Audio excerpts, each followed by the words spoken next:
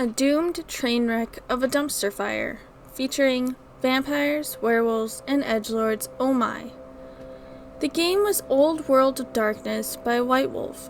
It featured both vampire and werewolf players, because we liked them and didn't care if they didn't mix well. It was doomed from its inception for a multitude of reasons, which I present to you for your internety entertainment. The players and characters. Pink-haired storyteller player plays a vampire with every attribute, skill, knowledge, and vampiric discipline from nearly every vampire lineage in the game. Basically every class ability. Most of them leveled to double the normal player character max. The D&D equivalent would be all stats ranging from 20 to 50 in every class ability, spell, and feat in the game. The rest of us were starter characters. Her stats and skills and abilities were more than all of the rest of us combined. We never achieved relevance to her story. Our characters were as follows. Me, a glasswalker werewolf hacker. Glasswalkers are a clan of techno-shamans, spirit persuading with technology and computers. But I'm pretty weak physically by werewolf standards. Edit for Whiskey Fur. Spike Helmet Guy. He and the friend ride a motorcycle with sidecar and wear German World War I helmets with spikes on top and do zany slapstick comedy. For some reason, the spike helmet is very important to him. Otherwise, I don't get their purpose. Crazy Vampire Priest Guy. Malkavians are crazy, lore says so, and edgelords are crazy, and crazy is edgy, and nothing is crazier or edgier than a crazy, edgy vampire priest. Malkavian lineage shtick is their insane information traders. Think shaman/bards who tuned their brains to the spirit realm while searching for higher truth and lost their sanity. They sneak, spy, and manipulate well, not so good at fighting. Most people roleplay them as the 1000% dissociative identity disorder stars of their own musicals entitled Things Crazy People Do to Get Attention. Malkavian Mumbler. Lore says he's crazy. The decision to never speak coherently was a personal decision. He occasionally says words, but they don't go together or communicate coherent ideas. I think we may have had 1 or 2 more players, I just don't remember. Day 1, Session 1, Scene 1, Minute 1. 2 biker gang members enter the crazy vampire priest's church. One tells the other to do his thing, says he'll be outside with the bikes, goes back outside. The other goes into the confessional.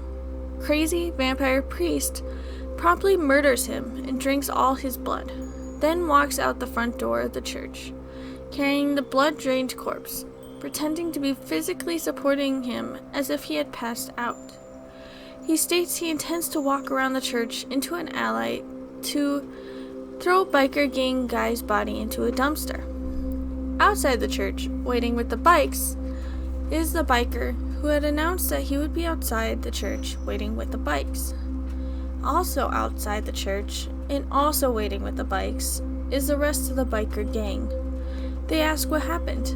Crazy vampire priest guy says their friend was drunk and passed out. They know better, because they had just watched him walk into the church sober. Biker's friend even says his friend had given up drinking. I think Storyteller made that up on the spot to punish that really dumb lie. They don't buy it, and it all goes sideways. Malkavian priest guy offers his opinions as to why he thinks he totally should have been able to get away with it. All of us, out of character, agree that there exists no possible universe in which any of his plan could possibly have worked. Then he asks to retroactively change what he did. The storyteller doesn't allow it. Combat begins, and 30 seconds later, he's an ex-priest. I don't really know the right answer here. It felt a little harsh to kill someone that immediately, but everything he did and every result he expected was completely nuts. How would you have resolved that? Now, ex-crazy vampire priest guy is angry at us for agreeing that he pretty much just suicided. He makes a werewolf character to hunt vampires. Edit, he doesn't tell us this, he just makes the new character, enters the game, and immediately turns on us. Storytell shrugs and allows it. Now, pink-haired storyteller gets bored of storytelling and wants to just be a player. World War I spiked helmet guy takes over the story. Also retires spiked helmet guy and introduced Dolomite. Who is Dolomite? Except a vampire. We hear a lot about Dolomite. A lot. About him, his car, his clothes, his weapons, his gold chains, how cool he is, and so on and so forth. Also, spiked helmet, now Dolomite guy, is not an experienced storyteller, and also doesn't know the system very well. Fast forward a game session or two, new werewolf guy who is totally not pissed off, crazy priest guy, still trying to kill the rest of the player characters. Otherwise, game revolves around Dolomite. Dolomite's friend also rejoins as a new character. Don't remember if killed or just bored. We don't know anything about him, but try to include him, because he's a player character and it's expected of us. We're trying to have fun, but there are no hooks to form a party or have it do anything, unless we just decide to do so. So he rejoins, because that's what's supposed to happen. We arrive at a European castle. Don't remember why. We're bored, so somebody in our party decides, I'm gonna climb the outside of the castle. He gets stuck way up high. Falling damage is a thing, and he's about to die. I managed to throw one end of a rope to him. Good dexterity. Unfortunately, 2 strength, 8-ish in D&D terms. I'm a total weenie and can't pull him to safety unless I shift into werewolf form. I gained 4 temporary strength points. I don't worry too much. He already knows I'm a werewolf. It isn't a secret within the party, and nobody outside the party can see me. We save him. Malkavian friend comes up to me and mumbles something incoherent. I ask him what he's trying to say. He mumbles something incoherent. I'm used to it by this point. He doesn't speak sentences because he's crazy. I walk away. The storyteller announces, you take 24 levels of health damage. You're dead.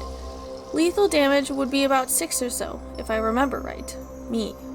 Wait, what? You're dead. Huh? How? Why? From what? My friend, who made a new character, came back as werewolf hunter. You're a werewolf. He was going to hunt the other guy, but he decided to hunt you instead. Because you saved the other guy using werewolf strength, you're dead. Wait. I have danger sense merit. Feat in D&D terms gives psychic warnings of impending danger or doom before it happens, though it doesn't tell you what it is. Seriously, no twinge or warning? Malkavian, I tried to warn you, but I couldn't. Danger sense? Okay, you can roll dodge directly against damage to lower it, but it won't matter because it's 4 times lethal, and it's impossible to reduce that much. You're dead. Side note, that isn't how either danger sense or dodge works. But I was a newbie and didn't know enough to successfully argue it. That's how I exited the saga of Dolomite, an angry, crazy ex-priest werewolf guy.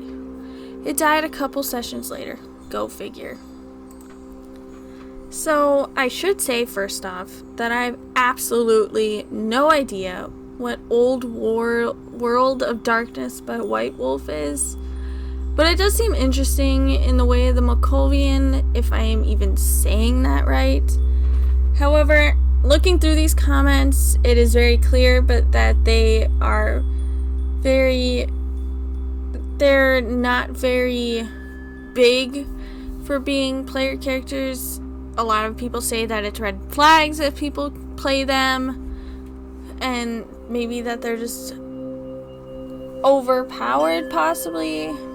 I'm very unsure because, as I said, I don't truly know everything about this. However, it does seem like that in no way would there be a D&D party like this, at least not in our group. At least that's what I see, because most of the time, the player characters try to create members that work well within the party, unless they're really trying to be that hidden bad guy that turns against everyone. Interesting trope, but I haven't ever done it. Because there is no PvP in our campaigns, which is understandable, so things like this doesn't happen.